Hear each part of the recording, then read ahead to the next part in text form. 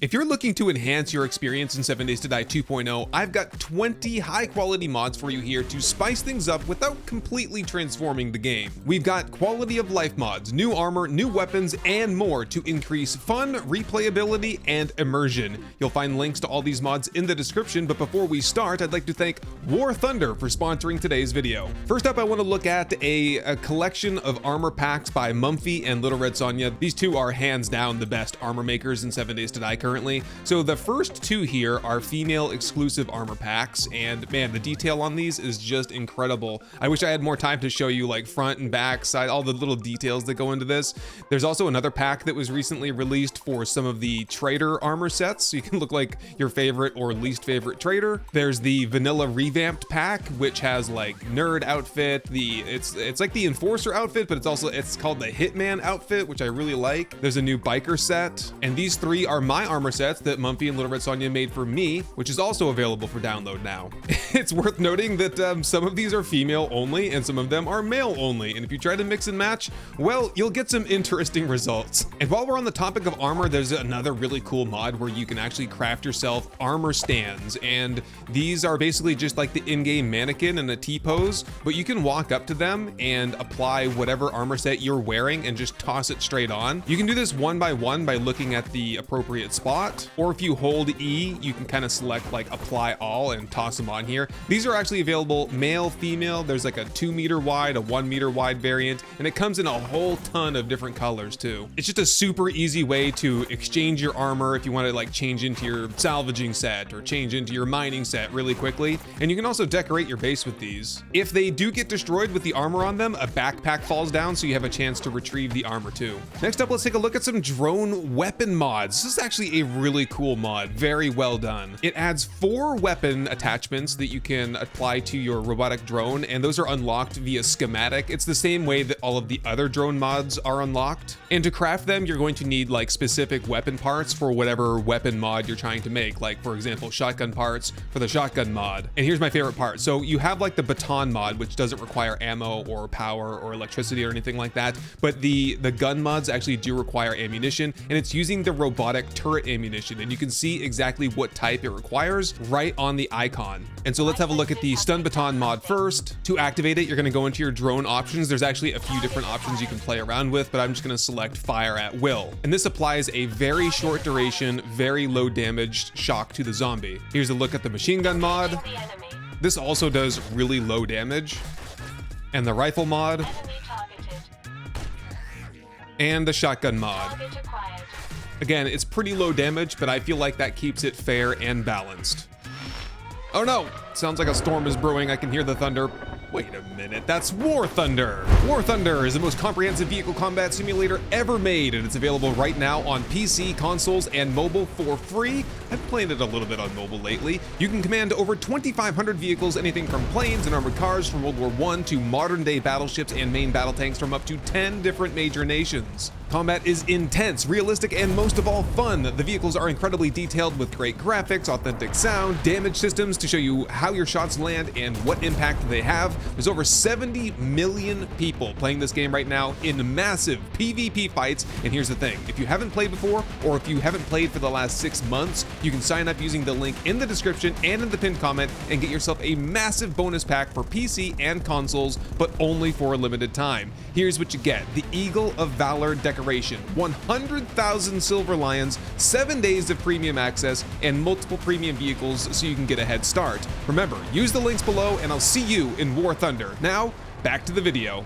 Next up, we'll be looking at a fast travel mod. You know, back in the day, the devs actually teased that this helipad here with a ham radio next to it at all the traders was going to be some kind of a fast travel option. Essentially, you'll select the ham radio and you'll be given an option of traders that you can fast travel to. It's going to cost you 250 dukes to travel, and it will allow you to go to any trader that you've found on the map. Travel is instantaneous, there is no passage of time, and you get to retain anything that was in your backpack or in your inventory.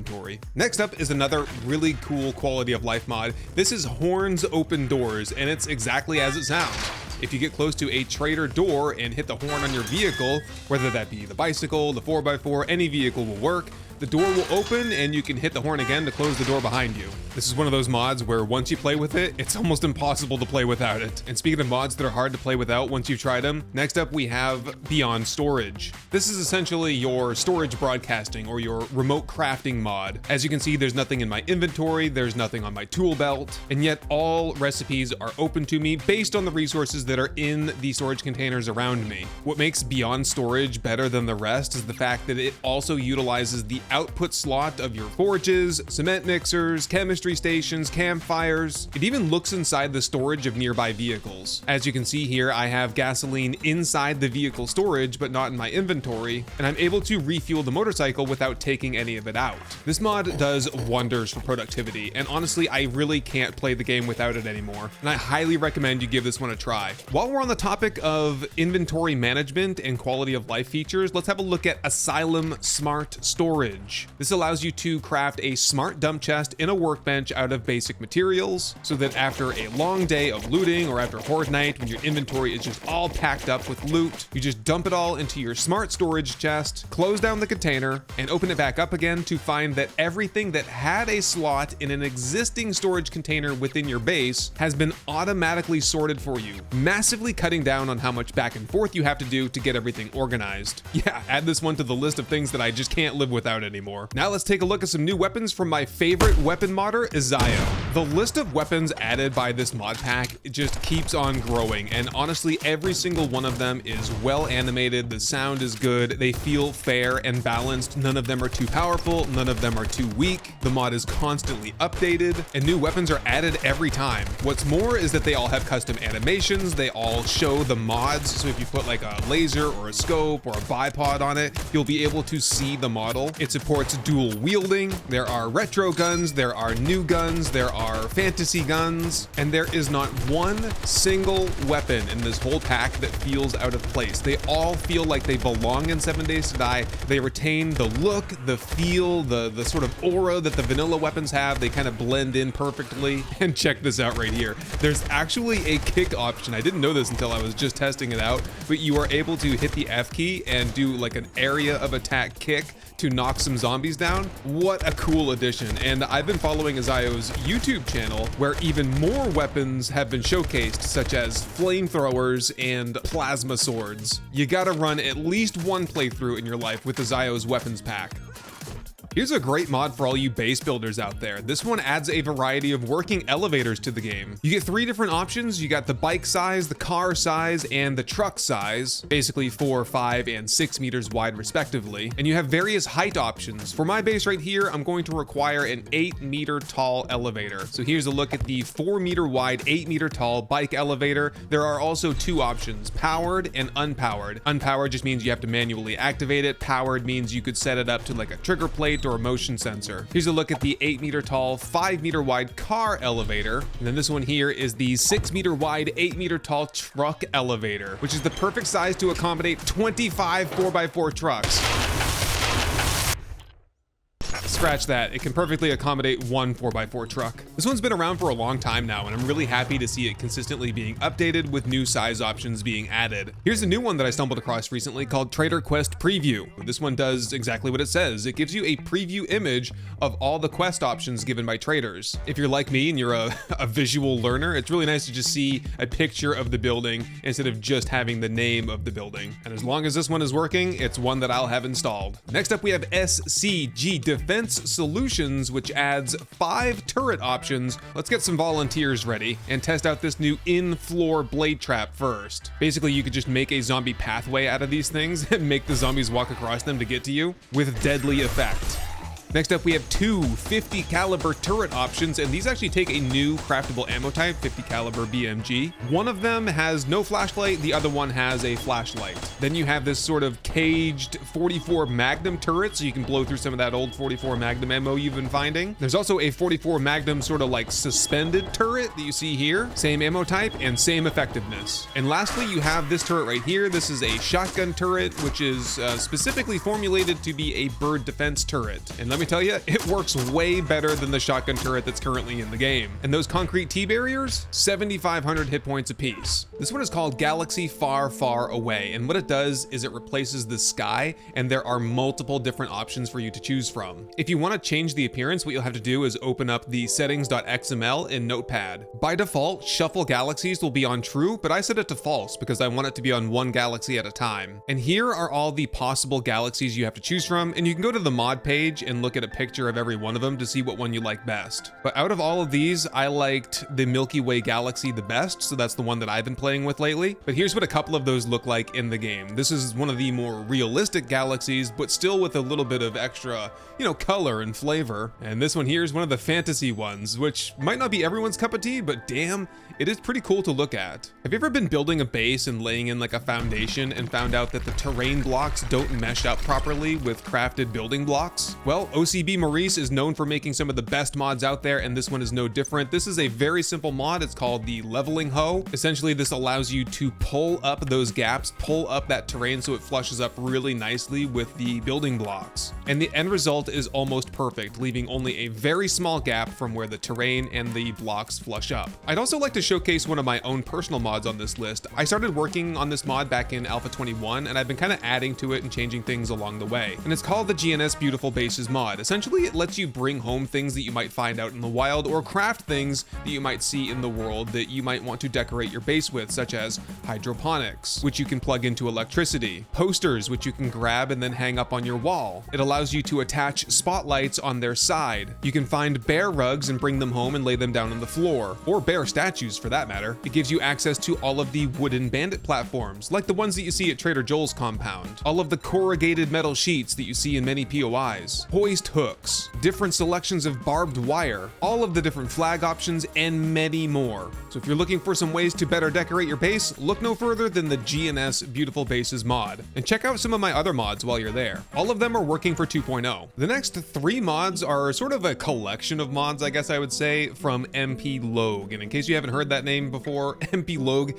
is a legend in the modding community, and these are simply basically 2 or 3 of the best mods that are currently available. The first one we're going to look at is the Better Biomes mod, which adds a whole ton of different plants and shrubs and grasses, and it changes the lighting and the ambiance of all the biomes to make just a more immersive, realistic feel to the game. Here's a look at the Pine Forest biome in vanilla and the Pine Forest in the Better Biomes mod for comparison. Now, the Burnt Forest in vanilla and the Burnt Forest in the Better Biomes mod. Vanilla Desert, Better Biome Desert. Snow biome, Better Snow biome. And lastly, we got the Wasteland in vanilla and the Better Biome Wasteland. I did a full playthrough in 1.0 with this mod, and it was just incredible. And now that it's updated for 2.0, this is top on my next playthrough's mod list. But it doesn't stop there. MPLogue is also an expert prefab designer, and there's a whole collection of POIs that you can add to your playthrough. And having also done a playthrough with this, I can say that they are all fair and balanced. That's typically a kind of a big issue when you're playing around with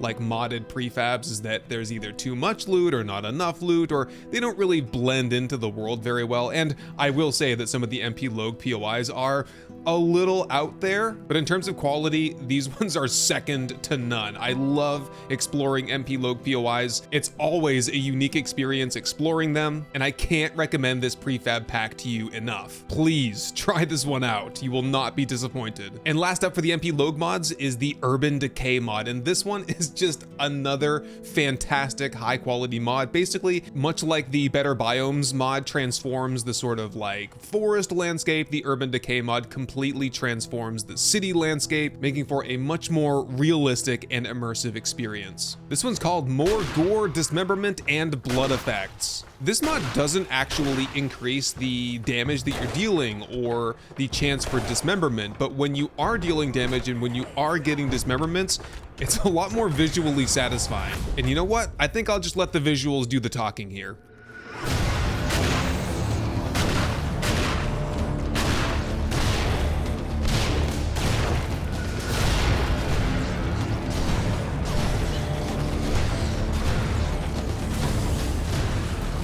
The developers have said that they are working on an official third-person camera mode for 7 Days to Die, but it's not out yet. So in the meantime, we have the true third-person mod. And this has two really cool features that I hope are implemented when that official third-person camera mode comes out. The first is the ability to transition shoulder from right shoulder to left shoulder and back again, and that is done with the middle mouse button. And the second is the ability to aim down the iron sights. Probably just takes some getting used to. I'm not really used to playing 7 Days to Die in third person, so the melee hitbox it felt a little bit weird for me. But if you're looking for a way to be able to see the DLC armor that you paid $10 for, this is the mod for you. And last but not least, this might be actually my most favorite mod on this entire list. This is the new Bobcat mod. The Bobcat's like a tractor vehicle. It's like a utility vehicle. It's not really a transportation vehicle. And it comes with 4 different attachments. You've got a drill, traction control, and 2 different sized bucket mods. When you're in the driver's seat, you're gonna hit C and it's gonna cycle between different modes. You've got landscaping mode, leveling, filling,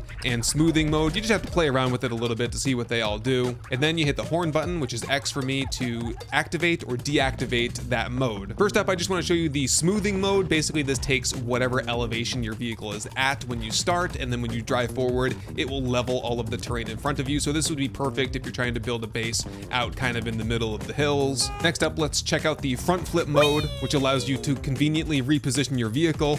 Just kidding. Let's look at landscaping mode next. This allows you to basically dig into the terrain. So it will measure whatever elevation that you're on, and as you drive forward, it'll start shredding the terrain in front of you. And it's so satisfying and surprisingly effective. I was able to carve out a moat around this mountain here in just a matter of minutes. I feel like this one would kind of benefit from a first person camera because it looked even cooler when I zoomed right into my character. And look at this here. This was just a couple of minutes of work. Imagine what you could do in a couple of days of landscaping with this tool. But there's even more utility to be had out of the drill attachment. This allows you to basically dig through anything. And when I say anything, you can do mining with this, you can dig tunnels with this. Oh, and check this out. If you look into the inventory, everything that you've been digging through so far has gone into the inventory of your vehicle so you can retrieve it. This is especially useful if you're using it for mining, allowing you to harvest up massive amounts of resources with very little effort. So it's entirely up to you whether you think that this is balanced or imbalanced, but I also wanted to point out that it's probably the fastest vehicle in the game right now. And it's not only effective against dirt and ore, it's also effective against walls. And it has this sick fire animation for when it's broken down. And that is gonna do it for my top 20 mods for 7 Days to Die. If you have a mod that you love that I haven't included on this list, let us know in the comments down below so we can check it out. And as a reminder, make sure you click on those links in the pinned comment and description to claim your reward for War Thunder. It's a bunch of free stuff to get you up and running in the most comprehensive vehicle combat simulator